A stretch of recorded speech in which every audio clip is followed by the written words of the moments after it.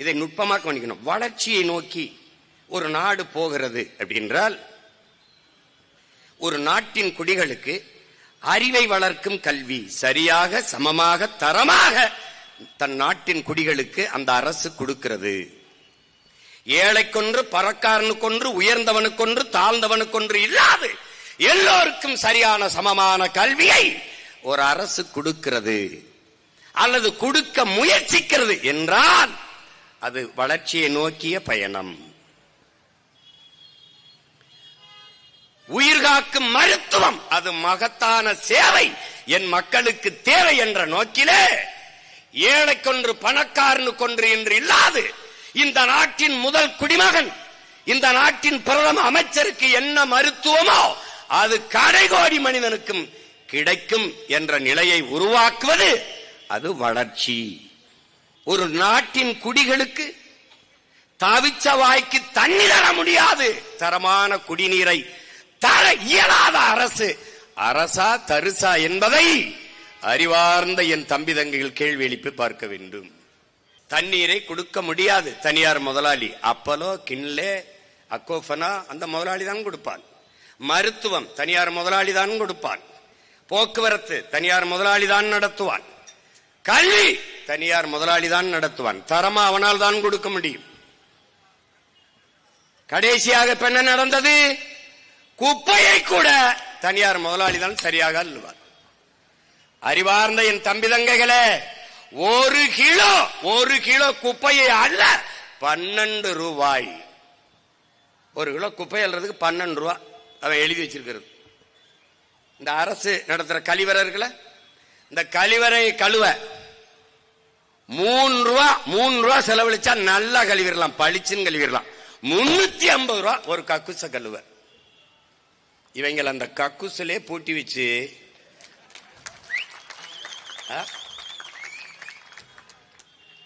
கக்குசு கழுவுறதுல களவாங்கிற பயில்கள்ட்ட போய் நீ ஓட்ட போட்டு நாட்டை கொடுத்தீங்கன்னா நாடு கக்குசா தானடா நாரும். குப்பையை கூட ஒழுங்கா அல்ல தெரியாதவன்ட்ட நாட்டை கொடுத்தா நாடு குப்பை மேடா தானடா மாறும். எது வளர்ச்சி? எது வளர்ச்சி? கொரோனா நேரத்திலே நாட்டின் நிதியமைச்சர் அம்மையார் நிர்மலா சீதாராமன் 80 கோடி ஏழைகளுக்கு 5 கிலோ அரிசி 2 கிலோ பருப்பு கொடுத்தோங்கிறாங்க. 80 கோடி ஏழைகள். வளர்ச்சி. தொலைக்காட்சியை நீ திருப்ப முடியாது. தொண்டு நிறுவனங்கள், இந்த குழந்தை பேர் குஷி, இவள் பூஞ்ச நோய்பட்டு கிடக்கிறாள், ஒட்டிய வயிறும் பஞ்சடைஞ்ச கண்ணும் வாடிய முகமுமாக குழந்தைகள் சவண்டு துவண்டு விழுவார்கள். ஏன்? உணவில்லை. சில்ட்ரன்ஸ் வெல்ஃபேர் ஃபண்ட் என்று, குழந்தைகள் நல நிதி என்று பல ஆயிரம் கோடியை இந்த நாடு ஒதுக்குகிறது. ஏன் அந்த குழந்தைகளுக்கு உணவில்லை? அப்போ ஏன்? உங்கள் குழந்தைகளைப் போல ஊட்டமாக உணவு சாப்பிட உங்கள் வருமானத்தில் இருந்து ஒரு 500 ரூபாயை கொடுத்து உதவுங்கள் என்று தனியார் தொண்டு நிறுவனங்கள் கையேந்துறது என்றால் அரசு என்ன செய்து கொண்டிருக்கிறது? நாட்டின் எதிர்காலம் என்பது இந்த பிஞ்சுகள் தானே, இந்த இளம் தளிர்கள் தானே. அவர்களுக்கே உணவில்லை என்றால் எது வளர்ச்சி? எது வளர்ச்சி? வளர்ச்சி என்றால் எது? எதை நோக்கிய வளர்ச்சி? யாருக்கான வளர்ச்சி? யாருக்கான வளர்ச்சி?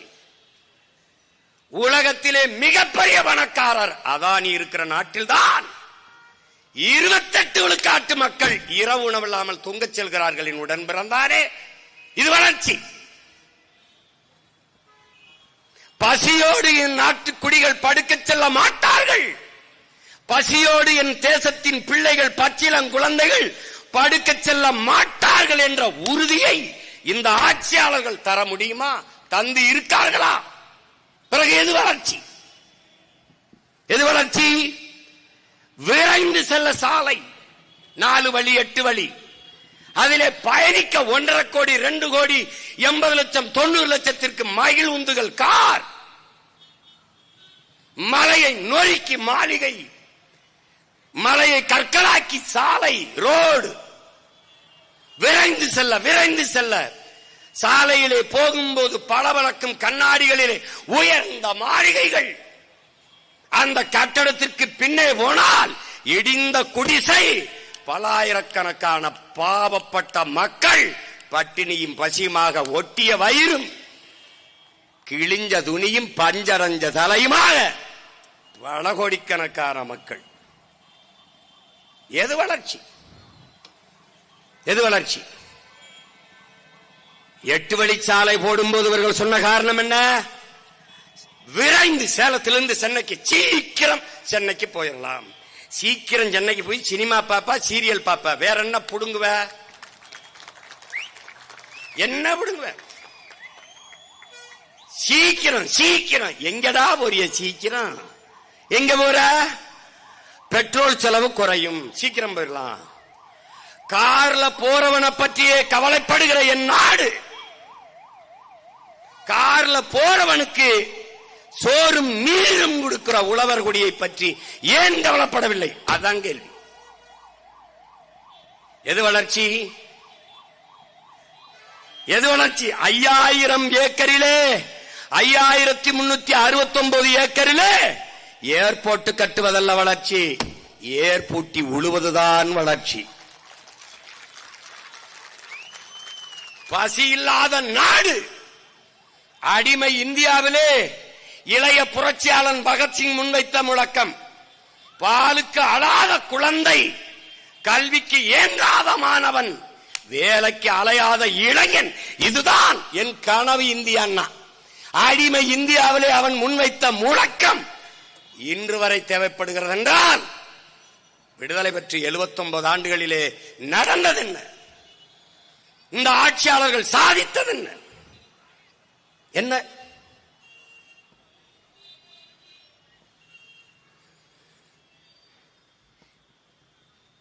திரும்ப திரும்ப உங்கள் உடன் பிறந்தன் கற்பிக்கிறேன்.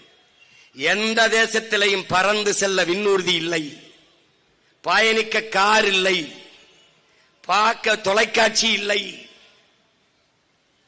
பயன்படுத்த அலைபேசி இல்லை, செல்போன் இல்லை என்று எந்த நாட்டிலும் புரட்சி வந்தது இல்லை. எந்த நாட்டிலே நீரும் சோறும் இல்லையோ அந்த நாட்டில் புரட்சி வராமல் இருந்ததில்லை. அதை எதிர்கொண்டு தடுக்க எந்த தலைவனும் நின்றதில்லை. உனக்கு சான்று ரொம்ப விளந்தாடாத பக்கத்தில் இங்க பங்களாதேஷ், இங்க இலங்கை, ஒரு சின்ன பகுதி, சின்ன நம்ம மாநிலத்தில், நம்மள ஒரு மாநிலம் கூட அவன் சின்ன நாடு. அவன் பொருளாதார வீழ்ச்சியை கண்டான். பங்களாதேஷ்ல கலவரம் பார்த்திருக்க, இலங்கையில கலவரம் பார்த்திருக்க. ஏன்? ஏன்? பொருளாதார வீழ்ச்சி, பசி. ஒரு கிலோ ஆப்பிள் 1000 ரூபாய்னா, பெட்ரோல் லிட்டர் 5000. அதிபர் ராஜபக்சே வீட்டை மக்கள் முற்றுகையிட்டார்கள். விலை உயர்ந்த கார்கள் நின்றது. ஒரு காரை கூட அந்த மக்கள் எடுத்துக்கொண்டு செல்லவில்லை. என் உடன் பிறந்தவனே 5 காரையும் தீ வச்சு கொளுத்தினார்கள். ஏன்? அவனுக்கு வேண்டியது கார் அல்ல, நீர், சோறு. நீ என்ன கற்பிக்கிறாய்? எப்படி எங்களை காலி பண்ணுகிறாய்? அதுல வந்தது பாரு. முதல்ல அணுல அங்க இருக்கிறவனை வெளியேற்றுறது, அப்புறம் தஞ்சையில மீத்தேன் ஈத்தேன் அங்க இருக்கிறவனை வெளியேற்றுறது, அப்புறம் பூர்வீக குடிகள் தலைநகரில் வாழ்ந்த ஆதி தமிழ் குடிகள் எங்களை அங்கிருந்து செம்மஞ்சேரி, கண்ணகி நகர், கல்லுக்குட்டை, பெரும்பாக்கத்துக்கு தூக்கி தள்ளிட்டான். திருப்பி ஒவ்வொரு இடத்துல மேல்மாவில சிப்காடு, அங்க அந்தியூர்ல சிப்காடு, பெருந்துறையில சிப்காடு, திண்டுக்கல்ல சிப்காடு, எல்லாம் சிப்காடு. சிப்காடு எங்க கையில திருவோடு, எல்லாம் சிப்காடு. யாரு இந்த சிப்காட்டு முதலாளி? எந்த ஒரு புடுங்கி முதலாளி யாருக்கு தெரியும்? தெரியாது. யாருக்கு தெரியும் சொல்லு? உன் ஊபர் ஓலா முதலாளி அவன் தெரியாது, உன்னுடைய சுயி சுமோட்டோ முதலாளி அவன் தெரியாது. காற்றை வியாபாரம் பண்ணிக்கிட்டு இருக்காண்டா அந்த முதலாளி உன் கண்ணுக்கு தெரிய மாட்டான். எங்க இருக்கான்னு தெரியல. உன்னுடைய உழைப்பை, உன்னுடைய நிலத்தின் வளத்தை எல்லாவற்றையும் சுரண்டி கொண்டு போயிட்டு இருக்கான். 2000 ஏக்கர், 3000 ஏக்கர், 4000 ஏக்கர் என்று விளைநிலங்களை பறித்துக் கொண்டு வாழ்விடத்தில் இருந்து வெளியேற்றி பாரு. நெய்வேலி பழுப்பு நிலக்கரி பலாயிரக்கணக்கான ஏக்கர் விளைநிலத்தை பறிச்சுட்டு வாழ்விடத்திலிருந்து நம்ம மக்களை வெளியேற்றிட்டான். வீட்டுக்கு ஒருத்தனுக்கு வேலை தரோம்னா ஒருத்தனுக்கு வேலை கொடுக்கல, அங்கேயும் போய் நாங்க தான் போறோம். 299 பேரை வேலைக்கு எடுத்தது நெய்வேலி பழுப்பு நிலக்கரி மின்சார நிறுவனம். ஒருத்தன் கூட அதுல தமிழன் இல்ல. உன்னால நம்ப முடியாத நிலம் என்னது, வளம் என்னது, வேலை அவனுக்கு எப்படி கேட்க நாதி இல்லை. ஏன்? இந்தியன் திராவிடன் அதிகாரம் தமிழனுக்கு எதிரானது.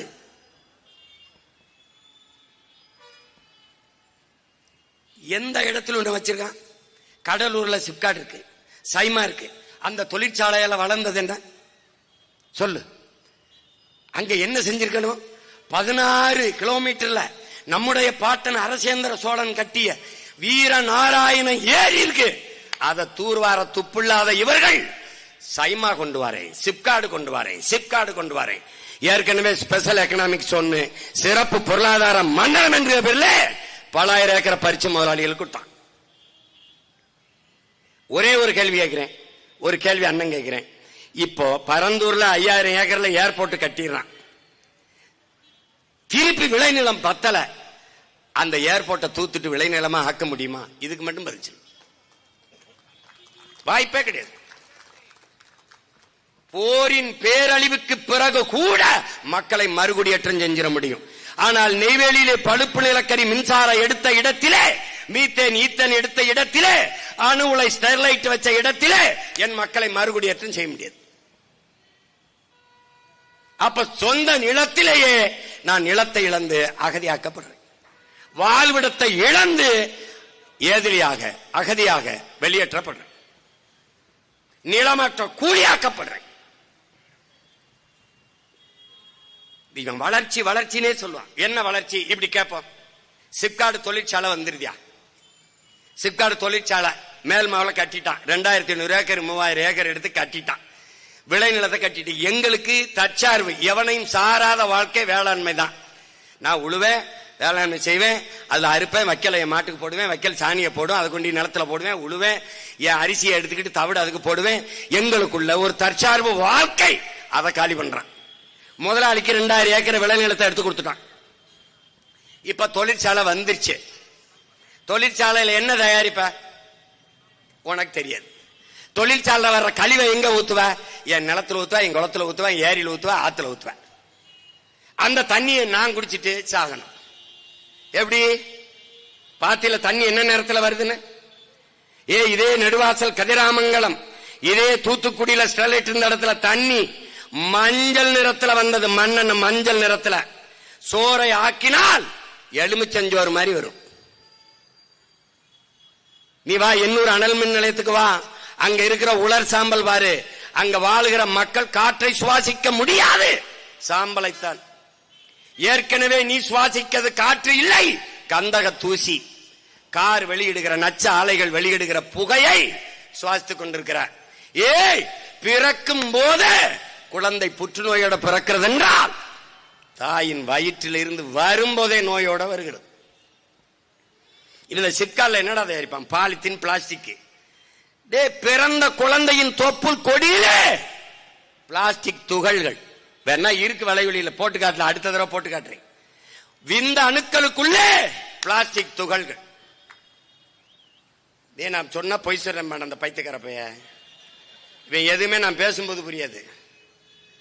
நான் போதிக்கும் போது உனக்கு புரியாது, பாதிக்கும் போதுதான் நான் சொல்றதும் உனக்கு புரியும்.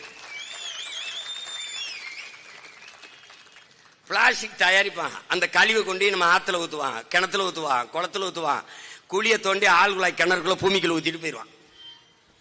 நிலம் நஞ்சாயிரம், நீர் நஞ்சாயிரம். இந்த ஆலை கழிவு, பாலாறு தண்ணி, காவிரி தண்ணி திறக்கும் போதெல்லாம் ஒரு ஆள் உயரத்துக்கு நுர நுரையா தண்ணி வருதே, அப்படிதான் இதுக்கு முன்னாடி வந்துச்சா? தண்ணி வருதா, நுரை வருதா? இங்க இருக்கிற அமைச்சர்கிட்ட கேட்கறதுக்கு மக்கள் நிறைய சோப் போட்டு குளிச்சு விடுறாங்கன்ட்டான். இந்த மாதிரி அறிவாளிகளுக்கு ஓட்டு போட்ட கூட்டமே உன்னை என்ன செய்யறது? என்ன செய்யறது? தர்மாக்கோளை விடுறது, கடல்ல மீன் வளத்தை பெருக்கிறோம்னு சட்டியில மீனை வச்சு மீனுக்குள்ள கடலுக்குள்ள விடுறது. இவங்களெல்லாம் எங்கடா கண்டுபிடிப்பீங்க? தேடி தேடி பார்த்து ஓட்டு போடுறீங்களா நீங்க? இவங்கள எப்படி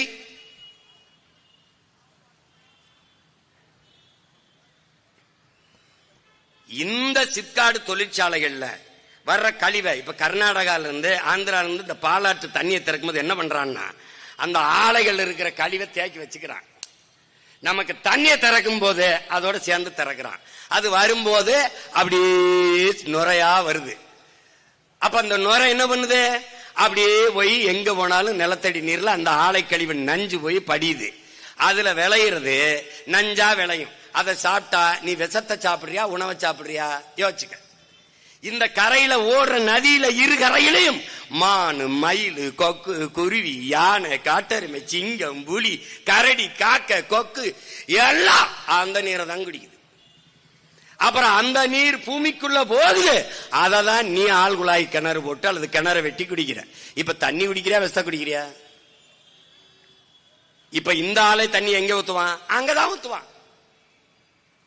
போய் பாரா நொய்யலார என்ன பாடுபடுத்தி வச்சிருக்கான்னு போறா. போய் பாடுறா, வைகையை போய் பாடுறா. வாடா என் ஊருக்கு வைகைக்கு வாடா, என்னோட வந்து பாரா. ஒண்ணும் கிடையாது, உனக்கு ஒண்ணுமே கிடையாது.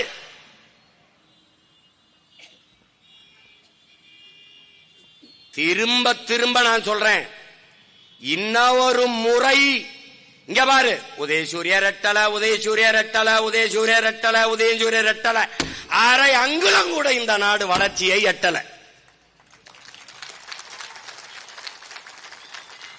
எல்லாம் புரிஞ்சுக்க தம்பி. அங்க மதுரையில் எல்லா ஊர்லயும் டிஃபன் பாக்ஸ் கொடுக்கறான். DMK tiffin box, tiffin box. என் தம்பி ஒருத்த கேட்டான், டிஃபன் இங்க இருக்கு, பாக்ஸ் டிஃபன் பாக்ஸ், டிஃபன் எங்க இருக்கு? எங்க விவசாயிக்கிட்டு இருக்கு. டிஃபன் எங்க இருக்கு? எங்க விவசாயிக்கிட்டு இருக்கு. தம்பி நீ ஏர்போர்ட் கட்டி பறப்பா தம்பி, கொஞ்சம் போவா தம்பி. அந்த பறக்கும் போது பறந்து போகும்போது வயிற்றுல பசிக்கும் தம்பி. தம்பி அதுக்கு சோறு பூமியில இருந்தா போகணும் தம்பி. எப்படி தம்பி? புரிஞ்சுக்கிருச்சா? புரிஞ்சுக்கிருச்சா? நான் சொல்றது உனக்கு வேடிக்கையா இருக்கு. சந்திர மண்டலத்துக்கு சந்திராயனை அனுப்புகிறோம், சந்திர மண்டலத்துக்கு சந்திராயனை அனுப்புங்க ஐயா. சயின்டிஸ்ட் ஐயா, சயின்டிஸ்ட் ஐயா, உங்களுக்கு சாப்பாடு எங்க சம்சாரிதான் ஐயா அனுப்பணும்யா. விண்வெளிக்கு விண்கலத்தை ஏறினார்கள். ஸ்ரீஹரி கோட்டாவில் இருந்து விண்ணை நோக்கி விரைந்து பாய்ந்தது விண்கலம். விஞ்ஞானிக்கு சோறு எங்க அப்பா விவசாயி தான் ஊத்தணும் ராஜா. சாப்ட்வேர் இண்டஸ்ட்ரியில நம்பினவெல்லாம், மறுபடியும் சொல்றேன், சாப்ட்வேர் இண்டஸ்ட்ரியில வேலைனாலும் சாப்பிட்டு போய் தான் வேலை செய்யணும். இப்ப என் தம்பி அருள் சொல்றான்ல, ஏஐ வந்துருச்சு, நீ அதுக்கும் போயிரும். வேலைக்கு என்ன பண்ணுவ? இந்த வர்றா இந்த மகன்கிட்ட தான் வரணும் வேலைக்கு, வழியே கிடையாது நீ. அப்ப இந்த தொழிற்சாலையை வச்சு என்ன பண்ணுவ?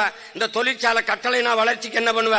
வேலை வாய்ப்புக்கு என்ன பண்ணுவ? என்கிட்ட அப்படி கேள். இந்த பார், இப்போ சிப்காடு தொழிற்சாலை, சாம்சங் தொழிற்சாலை, ஹொண்டாய் தொழிற்சாலை, நோக்கியா தொழிற்சாலை, என்ன கிடைக்குது? வேலை. வேலைக்கு என்ன கிடைக்குது? சம்பளம். சம்பளத்தை வச்சு என்ன செய்வ? நல்லா 3 வேலை நல்லா சாப்பிடுவேன். சாப்பாடு எங்க இருந்து வரும்?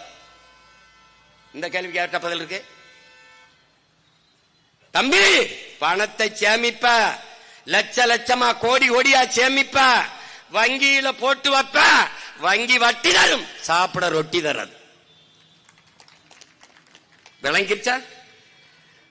அப்ப என்ன நீ புரிஞ்சுக்கணும், எந்த தொழிற்சாலையும் அரிசி பருப்பை உற்பத்தி செய்யாது, வெள்ளைப்பூண்டு வெங்காயத்தை விளைய வைக்காது, அதை நிலத்தில் இருந்துதான் விளைய வைக்கணும். இந்த அடிப்படை ஆய்வு உனக்கு இருக்கணும்.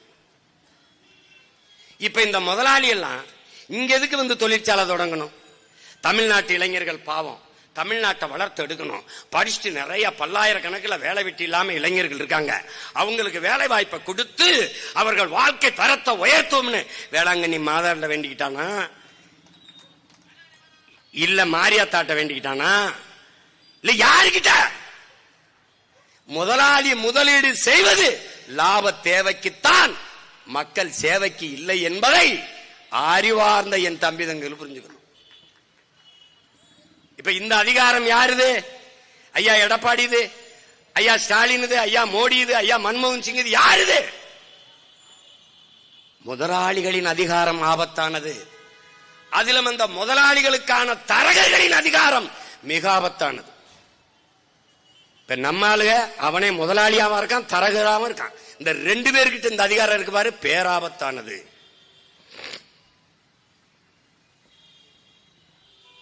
இப்ப நீ எப்படி வேலை கொடுப்ப?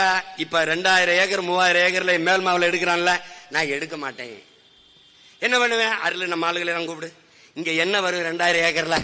அண்ணே அருமையா கரும்பு வரும்னே, கரும்பு போடா 2000 ஏக்கர்ல கரும்பு எல்லாரும் விளைய வைப்போம். நாங்களே விளைய வச்ச அங்கே தொழிற்சாலை, அங்கேயே தொழிற்சாலை, வேலை வாய்ப்பு. எப்படி? கரும்புல இருந்து எத்தனால் பெட்ரோல், கரும்பு சக்கையில இருந்து சாப்பிடுற தட்டு, கரும்புல இருந்து நாட்டு சக்கரை, கற்கண்டு, வெல்லம் தயாரிக்கிற தொழிற்சாலையை மேல்மா மக்கள் வாழ்கிற இடத்திலே கட்டுவேன். உனக்கு வேலை தானே கேட்ட? வேலை தானே கேட்ட? 4000 ஏக்கர் 2000 ஏக்கர் 3000 ஏக்கர் என்று முதலாளி எவன் தெரியாம நச்சு ஆலைகளை நிறுவனி பறிக்கிற அந்த இடத்திலே ஆடு மாடுகள் வளர்க்கிற பண்ணை, நாட்டு கோழி வளர்க்கிற பண்ணை. மாடுனா மாடு இல்ல, மாடு பால், பால் இருந்து பாலாடை கட்டி, நெய், தயிர், மோர், அப்புறம் சீஸ், இத்தனை தொழிற்சாலைடா. பைத்தியக்கார பரதேசி, அத்தனை தொழிற்சாலைடா. இந்த மாதிரி மீத்தேன் எடுக்கிறானா தஞ்சாவூர்ல. இப்ப கடலுக்குள்ள போய் என் தங்கச்சி கார்த்திகா சொன்ன மாதிரி முதல்ல மலையை நொறுக்கிட்டான், மலை சார்ந்த இடத்து குறிஞ்சி அழிச்சிட்டான், அடுத்து காடு காடு முல்லை அழிச்சிட்டான், வயலும் வயல் சார்ந்த இடத்த மீத்தன் ஈத்தன் நக்கி எடுத்துட்டான். இப்ப கடலும் கடல் சார்ந்த இடத்துக்கு அங்க போய் என்ன பண்றான்? நெய்தல்ல போய் கடலுக்குள்ள மீத்தேன் எடுக்கிறேன். நீ நல்லா ஆத்தாளுக்கு அப்பனுக்கும் பிறந்தவன், எடுத்துறா பாப்பா, எடுத்துருவா, எடுத்துரு நீ. ஏய், இந்த முச்சந்தில இருந்து கத்திக்கிட்டு இருக்க சீமானதானே நீ பாக்குற? இந்த இங்க பாரு, 36 லட்சம் 2 மடங்காங்கி 72 லட்சமா ஆச்சு. நீ செத்தாயிடா, நீ செத்தா, நீ நகரவே முடியாது. என்னை கேட்காம நீ கால் எடுத்துக்க முடியாது. நீ கையெழுத்து போடலாமான்னு என்னை பார்க்கணும். அந்த நிலையை நான் உருவாக்குவேன். அதுக்கு தேவை வேலை செஞ்சுக்கிட்டு இருக்கேன். என் மக்களுக்கு ஒன்னே ஒண்ணு வேண்டா, கடைசியா கற்பனை சாமி என்னை காப்பாத்துன்னு. பிரபாகரன் மகன் என்னை விட்டு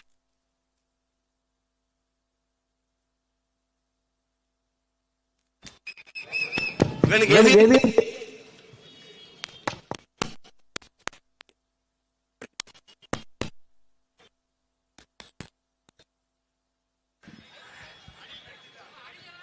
அனிலா, அது பாவம், அது அது அது பாவம்.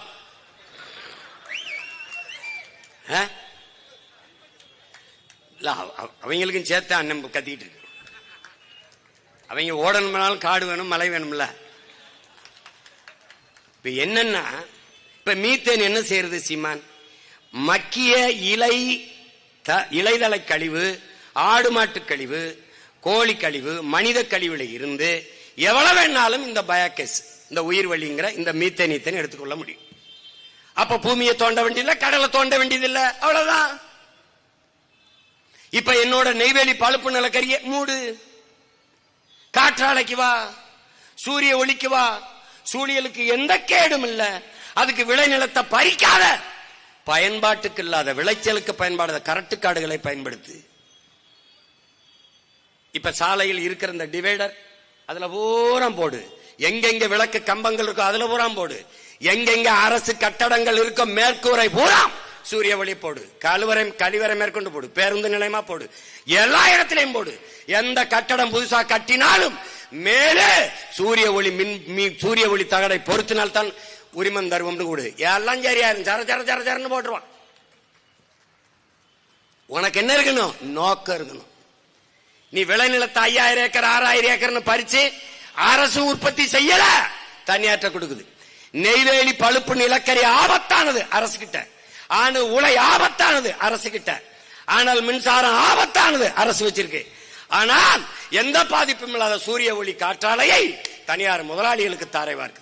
அதுக்கான நிலத்தை அரசை ஆக்கிரமித்து எடுத்துக் கொடுக்குது. நிலம் கையகப்படுத்துகிற சட்டம் பேராபத்தானது. தம்பி அருள் சொன்னான் பாரு, நிலத்தை எடுக்கும் போது போராடுற உரிமை உனக்கு உண்டு, அதை கேட்கறதா கேட்க வேணாம்ங்கிற உரிமை அரசுக்கே உண்டு. எப்படிப்பட்ட தீர்ப்பு? இந்த மாதிரி எல்லாம் இவங்களால தான் சிந்திக்க முடியும். ஈழத்தில் நடந்த போருக்கு விசாரணை ஐநா சொல்லுது, இலங்கை அரசே நடத்தி கொள்ளலாம். எவன் என்ன கொன்னானோ நீயே விசாரிச்சு அதுக்கு தண்டனை கொடுத்துக்கலாம். எப்படி? கொலை பண்ண நானு அதை விசாரிச்சு நீதி அப்படி ஒரு கொலையே நடக்கலன்ட்டு போயிருவோம்ல. அது மாதிரிதான் இது.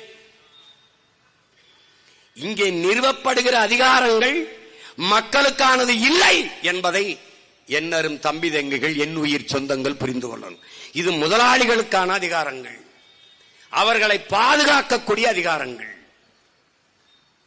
அவர்கள் பாதை போட்டு கொடுக்கிற அதிகாரங்கள், அவர்களுக்கு பல்லக்கு தூக்குற அதிகாரங்கள், அவர்களுக்கு பரிவட்டம் கட்டுகிற அதிகாரங்கள், அவர்களுக்கு பணிவிடை செய்கிற அதிகாரங்கள். இந்த அதிகாரங்களை தூக்கி வீசாமல் உழைக்கும் பாட்டாளி வர்க்கத்திற்கான அதிகாரம் வராது. அதை புரிஞ்சுக்கணும். வேலை வாய்ப்பை கொடுக்க தொழிற்சாலை பண்ணி கொண்டு வர முடியாதுன்னு நினைக்காத, வளர்ச்சியை கொண்டு வர முடியும். என்கிட்ட கூட 5 வருஷத்துல வேலை இல்லைங்கிற சொல்லு இருக்காது, பசிங்கிற சொல்லு இருக்காது, வறுமை ஏழ்மைங்கிற சொல்லு இல்லாமல் ஓடித்து காட்டல எனக்கு. அப்ப என்ன செய்யணும்? எல்லாத்திற்கும் மாற்று இருக்கு. மீத்தேனா மாற்று இருக்கு, மின் உற்பத்தியா மாற்று இருக்கு. அதுக்கு என் கடலுக்குள்ளே கட்டுற இருக்கிற துறைமுகத்திலே வேலை இல்ல. நம்ம பாட்டனார் வாபுசி பேர்லையும் தாத்தா காமராஜ் பேர்ல இருக்கிற துறைமுகம் இயற்கை துறைமுகம், அதுல வேலை நடக்கல. 40 விழுக்காடு தான். எங்கேயும் சரக்கு கப்பல் வந்து தேங்கி நிக்கல, எங்கேயும் சரக்கு இறக்கி ஏத்த முடியாம தேங்கி நிக்கல. பிறகு அதுக்கு 6117 ஏக்கர்ல அதானி கட்டுகிறார். காட்டுப்பள்ளியில ஏர்போர்ட் துறைமுகம் எது கட்டுறாரு? இப்ப செயற்கை துறைமுகத்தை கட்டும் போது பல லட்சக்கணக்கான டன் கற்களை கொண்டு அந்த கடலுக்குள்ள கொட்டணும். கட்டும்போது கடலின் நீர்மட்டம் உயரும். அந்த ஓரத்திலே இருக்கிற பவளப்பாறைகள், கடலுக்குள்ளே இருக்கிற காடு பவளப்பாறை, அரிதினும் அரிதான இயற்கையின் பெருங்கொடை. அதிலேதான் இறால், பெரிய பெரிய மீன்கள், அது இதெல்லாம் வந்து நண்டு எல்லாம் தங்கி முட்டையிட்டு குஞ்சு பிரிச்சு இனப்பெருக்கத்தை செஞ்சு போகும். அது அலையாத்தி காடுகள். இந்த பவளப்பாறைகளைத்தான் அது பயன்படுத்திக் கொள்ளும் இனப்பெருக்கத்துக்கு. அந்த பவளப்பாறை மேலே இவன் பல லட்சக்கணக்கான டன் கற்களை எங்கிருந்து எடுப்பான்? நம் பூமி தாயின் மாற அறுப்பா. ஏற்கனவே அறுத்துக்கிட்டு இருக்கான், எம் சாண்டு இளவ கூட்டிக்கிட்டு இருக்கான். பல லட்சக்கணக்கான டன் மலைகளை அறுத்து கொண்டே கொட்டுவான். யாருக்கான லாபம்? அதானிங்கிற ஒரு முதலாளிக்காக என் கடலை கூறுபட்டு விற்கிறான்.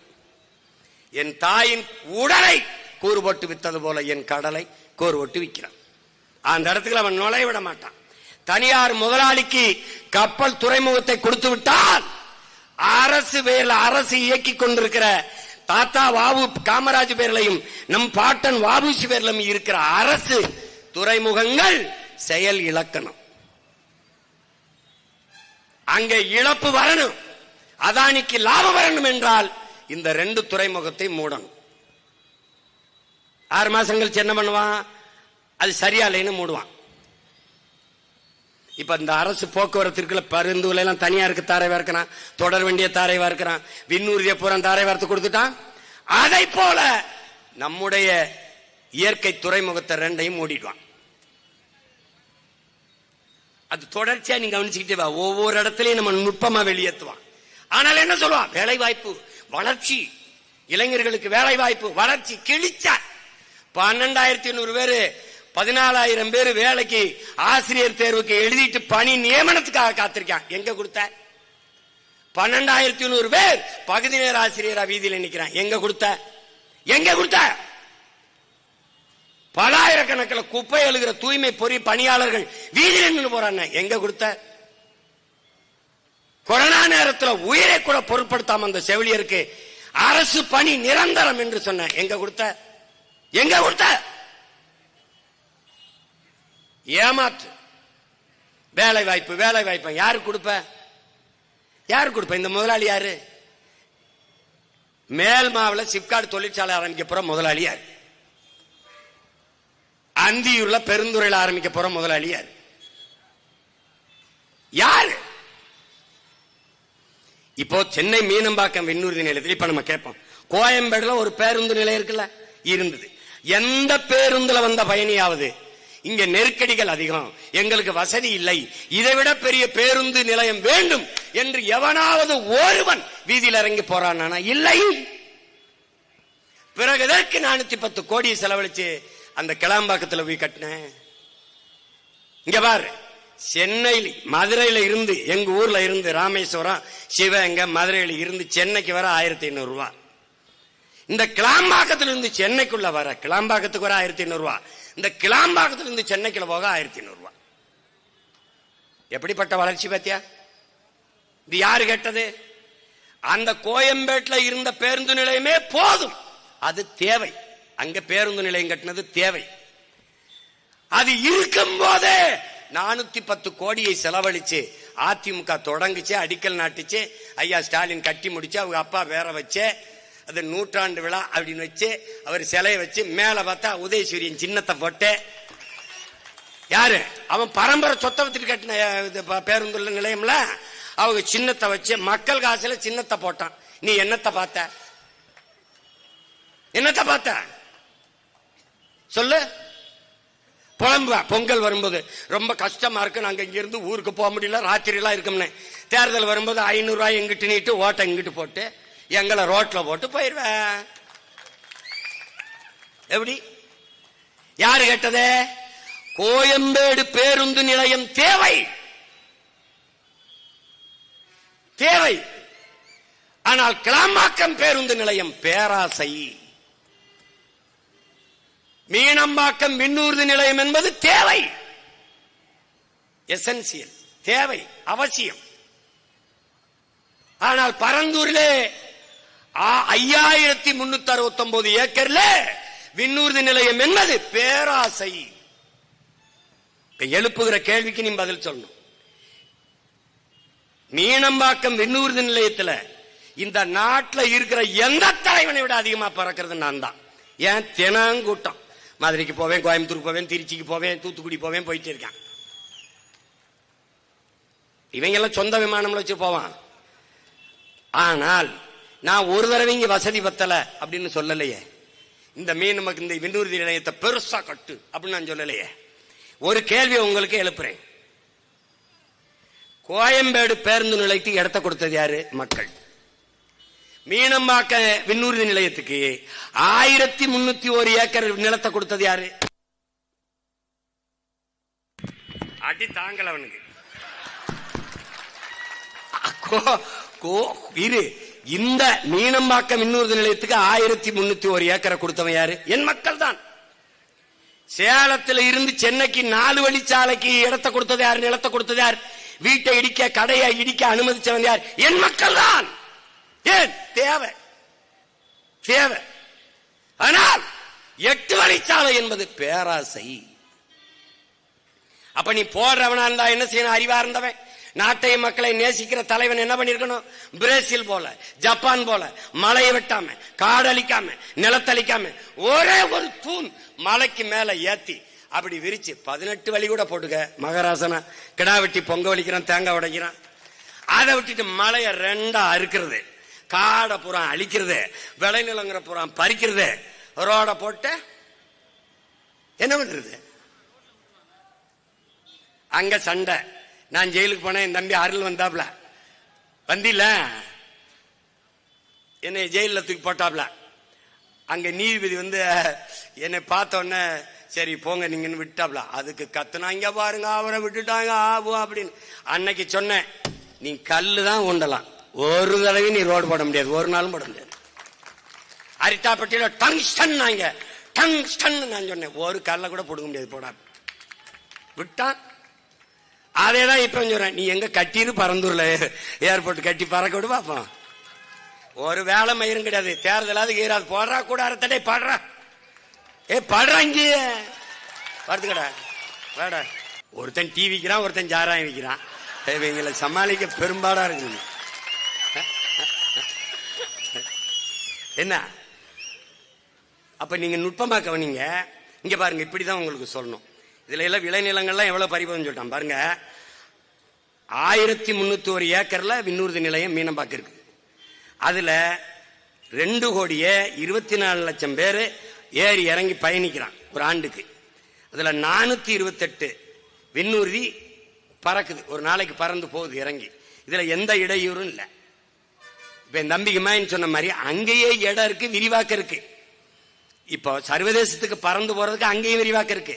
திருச்சியில இருக்கு, தூத்துக்குடியே பண்ணியாச்சு, கோயம்புத்தூரை பண்ணியாச்சு. எல்லாம் அதான் கொஞ்சம் கொஞ்சம் விரிவாக்கம் பண்ணாலே போதும். இங்க 5000 ஏக்கரை பறிக்க வேண்டியதில்லை. அப்படியே நீ தனியா பன்னாட்டுக்கு பறக்கணும்னா நீ சொல்லியிருக்க 1972 ஏக்கர் அரசுக்கு சொந்தம்னு அதுல கட்டி பாற. இங்க வர மீனம்பாக்கத்துக்கு வர எனக்கு 1 மணி நேரம் என் வீட்டுல இருந்து. அங்கிருந்து பரந்தூருக்கு வர 3 மணி நேரம். சென்னையில இருந்து டெல்லிக்கே பறந்து போயிடலாம். நான் என் வீட்டுல இருந்து இங்க வர 3 மணி நேரம் இருக்கு. இப்ப நான் என்ன பண்ணணும், மீனம்பாக்கத்துக்கு வந்து அங்க ஒரு பிளைட்ட பிடிச்சி பரந்தூர்ல இறங்கி இங்க இருந்து போகணும். கூட யார கூட்டி போகணும், இந்த திராவிட மாடல் 2.0 இந்த டெவலப் பாய்ஸ். வாங்கடா டே, பெட்டியை தூக்குங்கடா, டேய் தண்ணிங்கடா, வாங்கடா கூடன்னு கூட்டி. அங்க நியூயார்க்ல லாகுவார்டியாங்கிறதுல 680 ஏக்கர்ல தான் ஏர்போர்ட்.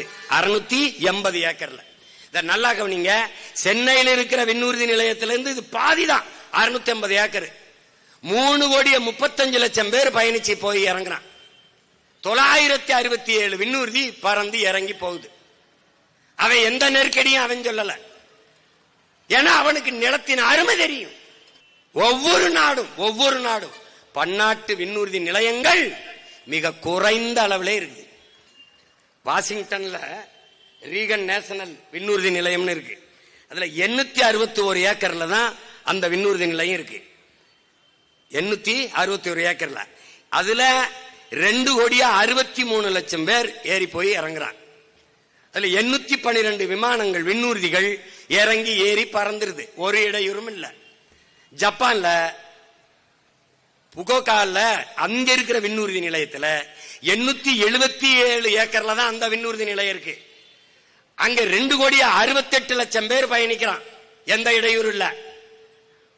500 விண்ணூர்தி வானூர்தி ஏறி இறங்கி பறந்துருது, ஒரு ஒண்ணும் கிடையாதுங்க.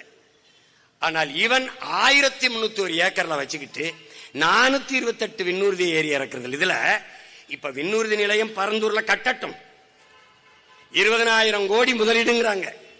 26ல 26ல முடிப்பா, 26ல தொடங்கி 28ல முடிப்பேன்னு இருக்காங்க. சரி கட்டட்டும். ஆனால் பறக்க போற வானூர்தி யாருது? இப்ப சென்னை மீனம்பாக்கத்துல பறக்கிறது இண்டிகோங்கிற ஒரு தனியார் முதலாளியோட. ஒரு தடவை நான் தூத்துக்குடிக்கோ மதுரைக்கோ கோவைக்கோ பறக்க 24,000 கட்டணம் வசூலிக்கிறார். அவர் 9:50க்கு வண்டினா அவர் 11 மணிக்கு எடுத்தா அவர் சொன்னதான் எஜமான் எடுக்கிறதா நேரம், அவர் விதிக்கிறதா கட்டணம். திடீர்னு 26,000 இரு வழக்கு தானே, கேஸ் தான் வர மாட்டேங்குது, கேஸாவது வரட்டும். பேச வந்ததை பேசாம நீங்க முன்னாடி பேசணுங்க, சுருக்கமா பேசிட்டு இறங்கி இருக்கணுமா இல்லையா? இவாடி பேசுங்க, படம் போட்டு காட்டுங்கடான்னா அவன் ரொம்ப நேரம் போடுறான், பாதி அந்த அவன் காட்டு மறைக்க மாட்டேன். இதெல்லாம் இல்லை, பேசிட்டு தான் வருவான். வழக்கு போட்டா என் தம்பி மனோஜ் மேல போடுவான், அந்த அவன் மேல போடுவான், அண்ணன் மேல போடுவான், சேர்ந்தாப்புல போக முடியாது. என்னடா இதனால ஒரு ஆனார், நாங்க சுருக்கமா சொல்லிக்கிறது ஆனார், ஏர்போர்ட் கட்டுறதை கைவிட்டுருங்க ஆனார். எந்த என் நிலத்தின் வளத்தை பறிக்கிற நச்சு திட்டங்களை, விளைநிலங்களை பறிக்கிற திட்டங்களை இந்த அரசுகள் கைவிடணும். நிலத்தின் அருமை தெரிந்த பிள்ளைகள், தாய் நிலத்தை இழந்து ஏதிலிகளான இனத்தின் மக்கள், சொந்த நிலத்தை இழந்தால் என்ன ஆகும் என்பதை அறிந்த இனத்தின் பிள்ளைகள் ஒருபோதும் இதை அனுமதிக்க மாட்டோம். வளர்ச்சி என்பது எது வளர்ச்சி? ஏற்கனவே இருக்கிற விண்ணூர்தி நிலையத்தில் என்ன பிரச்சனைன்னு சொல்லுங்க. இப்போ அவங்க சொல்றது 100 கோடி, இப்ப 2 கோடியே 24 லட்சம் பேர் பறக்கிறத 2050 மாதிரி வர்ற போது 100 கோடி மக்கள் பறந்து போய் வரணும்னா இந்த நாட்டில் இருக்கிற மொத்த பேரையும் வேற எங்கேயோ ஒன்று இறக்கி விட்டலான்னு முடிவு பண்ணிட்டான்னு நினைக்கிறேன். இங்க வச்சு எதுவும் வேலை கொடுக்கறதா இல்ல, நீ என்னைய 26ல ஆரம்பிப்பேன்னு இருக்கான். 26ல என்னை ஜெயிக்க வச்சுட்டீன்னா அது கடை முடிஞ்சிடும். நீ நிம்மதியா படுத்து தூங்கலாம்.